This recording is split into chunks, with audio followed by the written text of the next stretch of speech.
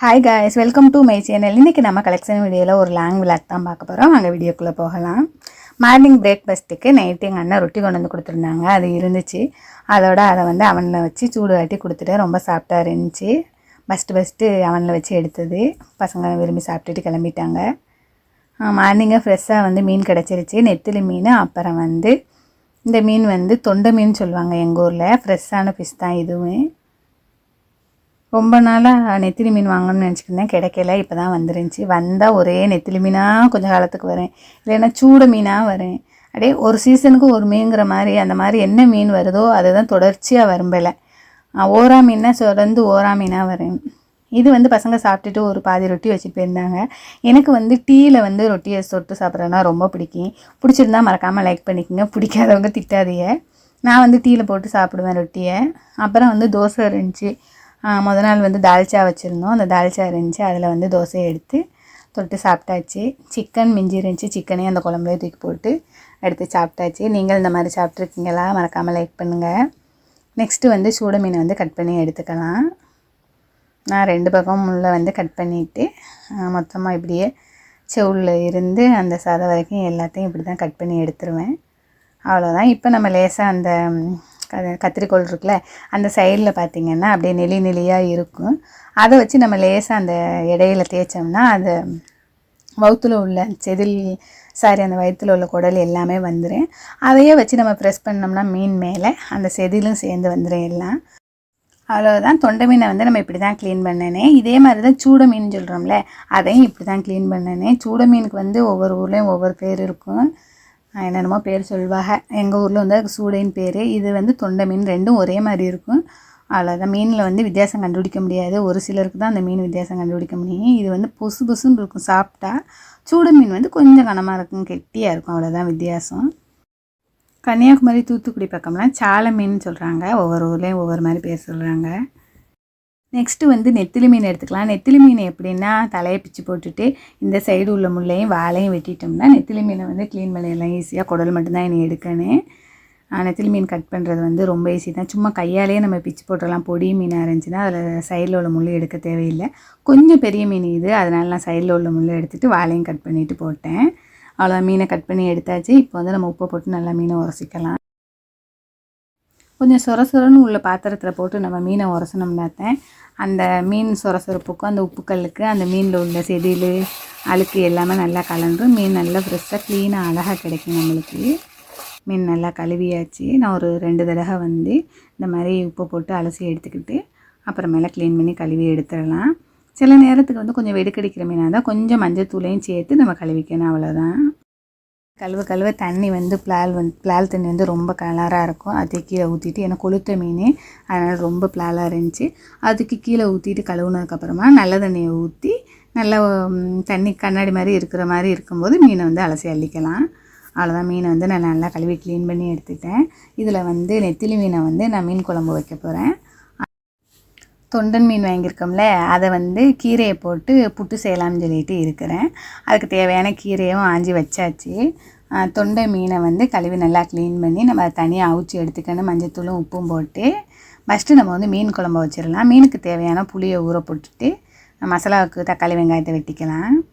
நான் வந்து மீன் குழம்பு கொஞ்சமாக தான் வைக்க போகிறேன். ஏன்னு கேட்டிங்கன்னா, எங்கள் வீட்டில் வந்து நெத்திலி மீன் குழம்பை விட அந்த நெத்திலி மீன் பொரித்து சாப்பிட்றது தான் அதுக்கு ரொம்ப பிடிக்கும். அதனால குழம்புல போட்டு மீன் திங்காதுங்க. அதனால் நான் ஃபஸ்ட்டு மீனை வந்து ஃப்ரையாக மீன் பொரிக்கிற மாதிரி பொரித்து எடுத்துருவேன்.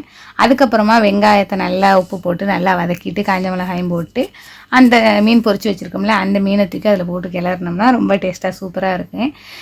மஞ்சத்தூள் மிளகாத்தூள் பெரட்டி நம்ம மீனை பொரிச்சிட்டோம்னா காஞ்ச மிளகா போட தேவையில்லை. வெங்காயத்தை மட்டும் நல்லா உப்பு போட்டு வதக்கி அது நல்லா வதங்கினதுக்கப்புறமா மீனையும் போட்டு நம்ம வந்து கிளறினோம்னா சூப்பராக இருக்கும். நம்ம இதில் வந்து மிளகாய்த்தூள் சேர்த்துட்டனால காஞ்ச மிளகாய் வந்து சேர்க்கமானா. நான் வந்து ஒரு தக்காளி தான் எடுத்துக்கிட்டேன். 150 கிராம் அளவுக்குள்ள ஒரு தக்காளி எடுத்துக்கிட்டேன். 50 கிராம் அளவில் ஒரு வெங்காயத்தையும் கட் பண்ணி அதில் நான் சேர்த்துக்கிட்டேன். ஒரு பச்சை மிளகா 1 சேர்த்துருக்கேன். அவ்வளோதான். தேவையான அளவு புளியை கரைச்சிக்கிறேன். அந்த தேவையான அளவு புளியை கரைச்சி அந்த தண்ணியை வந்து தக்காளி வெங்காயத்தோடு சேர்த்து நல்லா கரைச்சிக்கலாம். உப்பு போட்டு நம்ம பிணைஞ்சோம்னா தக்காளி நல்லா அழகாக மசிஞ்சிடும். அது கரைச்சதுக்கப்புறமா இதுக்கு தேவையான மீன் மசாலாத்தூள், நம்ம குழம்பு மசாலாத்தூள் வீட்டில் அரைச்சி வச்சுருப்போம்ல மீன் மசாலான்னு, அந்த மசாலாத்தூளை எடுத்து இதில் சேர்த்துக்கலாம். நாங்கள் வந்து இந்த மீன் மசாலா தூள் வந்து எதுக்கு சேர்ப்போம்னா கருவாட்டு குழம்பு, புளிக்குழம்பு, மீன் குழம்பு இந்த மாதிரி புளி ஊற்றி வைக்கிற குழம்புகளுக்கு பூரா இது சேர்த்துக்குவோம். அப்புறம் கருவாட்டு சம்பல் வச்சோம்னா இந்த மீன் குழம்பு பொடியும் கறி மசாலா தூள் 2 சேர்த்துக்குவோம். கறி மசாலா தூள் எதுக்கு பயன்படுத்துவோம்னா இறால், கனவா, நண்டு எல்லாத்துக்குமே கறி மசாலா தூள் பயன்படுத்துவோம். கருவாட்டு சம்பல் வச்சோம்னா நாங்கள் என்ன பண்ணுவோம்னு பார்த்தீங்கன்னா கறி மசாலா தூள், மீன் மசாலா தூள் 2 சேர்த்துக்குவோம். புளிக்குழம்பு வைக்கிறதா இருந்தாலும் மீன் மசாலா தூள் மட்டும்தான். இப்போ நம்ம குழம்பு நல்லா கொதிச்சிருச்சு. இப்போ நம்ம எடுத்து வச்சுருக்க மீன் இதில் சேர்த்துடலாம். பொடி மீனுனால குழம்பு நல்லா கொதிச்சோன்னே சேர்த்தா தான் ஒன்றோட ஒன்று சேர்ந்து உடையாது. பெரிய மீனாக இருந்துச்சுன்னா பரவாயில்லை, நம்ம நல்லா கொதிக்கிறதுக்கு முன்னாடியே போட்டுடலாம். ஆனால் பொடி மீனாக இருந்தால் கொதிச்சதுக்கப்புறம் தான் போடணும். நெத்திலி மீன் கொஞ்சம் வாய்வு, அதனாலே நான் ஒரு 4-5 பூடு பல் அதையும் தட்டி போட்டு சிம்மில் போட்டுறேன். 2-3 கொதிச்சதோடு நம்ம ஸ்டவ் ஆஃப் பண்ணி இறக்கிக்கலாம். வெங்காயம் கட் பண்ணி வச்சுட்டேன். காஞ்ச மிளகாவும் வெங்காயத்தையும் நல்லா வதக்கிக்கிட்டேன். சொன்னோம் பார்த்தியலா, மஞ்சத்தூள் மிளகாய்த்தூள் போட்டு வதக்குனா அதுக்கு காஞ்ச மிளகா போடக்கூடாதுன்னு. நான் காஞ்ச மிளகா போட்டு வதக்கிட்டேன். அதனால கொஞ்சம் ரொம்ப உரப்பாயிடுச்சு. நீங்கள் பார்த்து கொஞ்சம் காஞ்ச மிளகா ஸ்கிப் பண்ணிக்கங்க.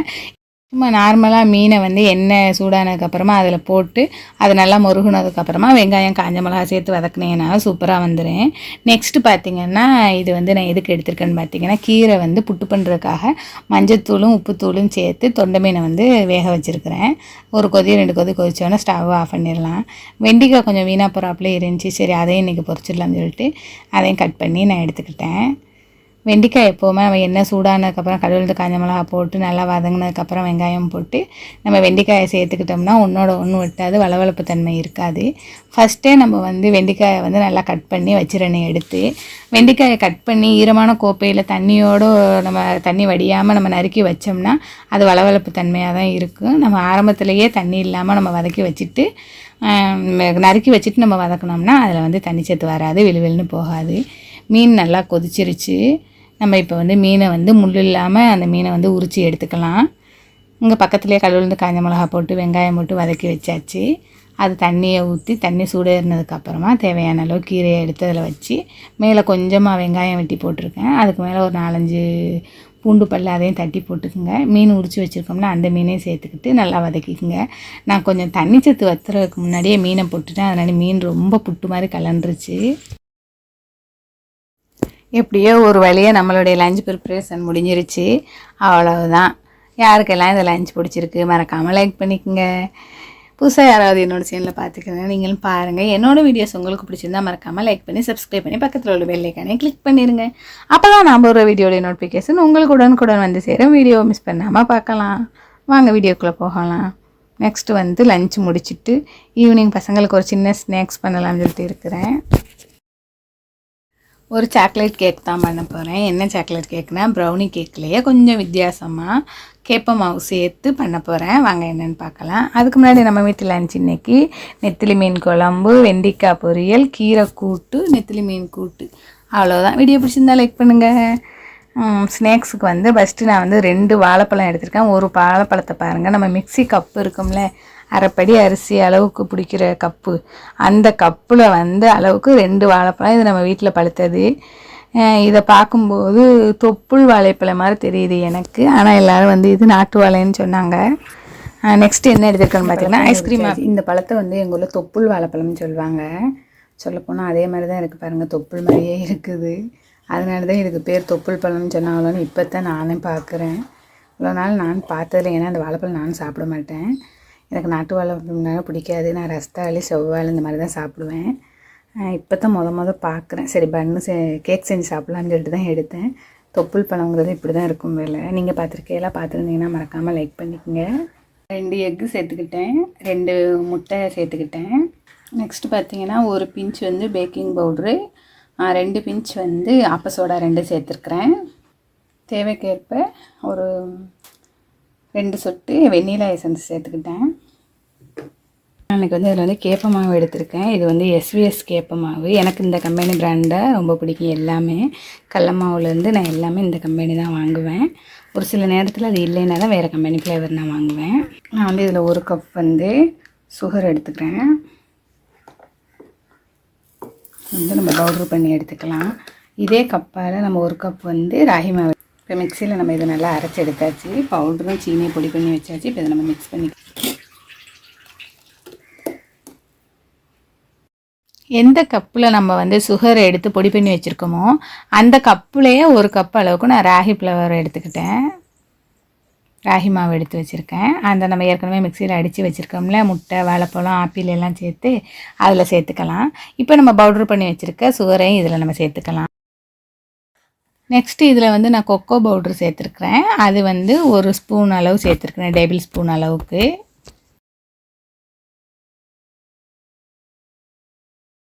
நெக்ஸ்ட்டு பார்த்திங்கன்னா நம்ம வீட்டில் பால் பேக்கெட் தீர்ந்துருச்சு. அதனால் நான் வந்து மில்க் பவுட்ரு இருந்துச்சு, அதை வந்து ஒரு 1/2 டம்ளர் தண்ணியில் நல்ல சுடுதண்ணியில் அடித்து எடுத்துக்கிட்டேன். அதையும் கொஞ்சம் கொஞ்சமாக சேர்த்துக்கிட்டு அதே அளவுக்கு சன்ஃப்ளவர் ஆயில் இருக்குல்ல, அதையும் சேர்த்து நல்லா அடித்து எடுத்துக்கிட்டேன். இனி நம்ம வந்து இதை மிஷினில் மிக்சர் பண்ணி நல்லா எடுத்துக்கலாம். நல்லா அடித்து எடுத்துட்டோம்னா நல்லா நொங்கு நுரையமாக பொங்கி வரும். அந்த மாதிரி நல்லா அடித்து எடுத்துக்கலாம். அவ்வளோதான், கேக்குக்கு மாவு ரெடி ஆயிடுச்சு. இப்போ வந்து நம்ம அதுக்கிடையில் ப்ரீ ஹீட்டில் போட்டு வச்சுருவோம் அவனை. 180 டிகிரி செல்சியஸில் நான் 10 மினிட்ஸ் போட்டு வச்சுட்டேன். நெக்ஸ்ட் பார்த்திங்கன்னா டப்பாவில் ஆயில் தடவி மைதா மாவு அதை வந்து கோட் மாதிரி போட்டு வச்சுட்டேன் சுற்றி. இப்போ நம்ம கலக்கி வச்சுருந்த மாவையும் அதில் சேர்த்தாச்சு. இதை லேசாக டப்பாவை லேசாக தட்டி விட்டோம்னா மேஜை மேலே வச்சு அது சரி சமமாயிரும். அப்போ வந்து நம்ம வந்து குச்சியை வச்சு லேசாக அங்கிட்டு கீறி விட்டுட்டு அப்புறம் நம்ம வந்து மிஷினில் தூக்கி வச்சிடலாம். இப்போ அவன் நல்லா ஹீட் ஆகிடுச்சு, நம்ம அவனில் தூக்கி வச்சிடலாம். நான் டோனட் கப் 2 வாங்கிட்டு வந்திருந்தேன், அதிலே ஊற்றி வைக்கலான்னு பார்த்தேன். அதோட சரி வரலை. சரி இன்னொரு நாளைக்கு வச்சுக்கலான்னு சொல்லிட்டு ஒரு டின் மட்டும் தான் ஊற்றி வச்சேன். பட்டர் சீட்டு வாங்கிட்டு வந்தேன், அதுவும் எங்கே வச்சேன்னு தெரியலை. இல்லைன்னா ப்ராப்பராக பண்ணணும்னு சொல்லிட்டு எல்லாம் வாங்கிட்டு வந்தேன். கடைசியில் எல்லாமே மிஸ் ஆயிடுச்சு. ஏன்னா எங்கே வச்சோம்னு எனக்கு ஞாபகம் இருக்காது, தன்னமருதி அதிகமாக இருக்குது. அதனால தான். கேக் ரெடி ஆயிடுச்சு. நம்ம வந்து கேக்கை எடுத்து பார்த்துடலாம். நல்லா வெந்து சாப்பிட்டா அழகாக வந்துருச்சு. நாங்கள் வந்து இப்படி விரிஞ்சாப்பில் இருந்தோன்னே என்னடா இப்படி போயிடுச்சு, கேக் ஒழுங்காக வரலையோ அப்படின்னு நினச்சிக்கிட்டு இருந்தேன். ஆனால் கேக் வந்து ரொம்ப சாப்பிட்டா ரொம்ப சூப்பராக வந்துருந்துச்சு. அவ்வளோதான், கேக் ரெடி ஆகிடுச்சு. இப்போ நம்ம ஒருத்தெல்லாம் கட் பண்ணி எடுத்துக்கலாம். பையன் சாப்பிடக்கூடாது, ஆனால் இப்படி ஹெல்த்தியாக பண்ணி கொடுத்தோம்னா அவன் சாப்பிடலாம், அவனுக்கு ரொம்ப நல்லது உடம்புக்குன்னு சொல்லி தான் பண்ணினேன். ஆனால் அவனுக்கு வந்து பழங்கள் சேர்த்துருந்தனால அந்த கேக் பிடிக்கலன்னு சொல்லிட்டான். என்ன பசங்க என்ன அவங்களுக்கு பிடிச்ச மாதிரி இருந்தால் தானே சாப்பிட பார்க்குறாங்க. நம்ம எவ்வளோ ஹெல்த்தியாக கொடுத்தாலும் ஒரு சில பொருட்கள் தான் விரும்பி சாப்பிட்றாங்க, ஒரு சில பொருட்கள் வந்து சாப்பிடாம தட்டி கழிச்சிடுறாங்க. கேக்கை வந்து கட் பண்ணுறதுக்கு மட்டும் அடம் பிடிச்சிக்கிட்டாங்க 2 பேரும். நீனா நானா, யாருக்குடா பர்த்டே யாருக்கு இதுன்னு சொல்லிட்டு கடைசியில் ஒரு வழியாக 2 பேருமா சேர்ந்தே கட் பண்ணிட்டாங்க. அப்பாடான்னு ஆயிடுச்சு எனக்கும். ஓகே காய்ஸ், இந்த வீடியோ பிடிச்சிருக்குன்னு நம்புகிறேன். பிடிச்சிருந்தா மறக்காமல் லைக் பண்ணி உங்களுடைய ஃபேமிலி ஃப்ரெண்ட்ஸுக்கும் ஷேர் பண்ணி லைக் பண்ணி கமெண்ட் பண்ண சொல்லுங்கள். தேங்க்ஸ் ஃபார் வாட்சிங்.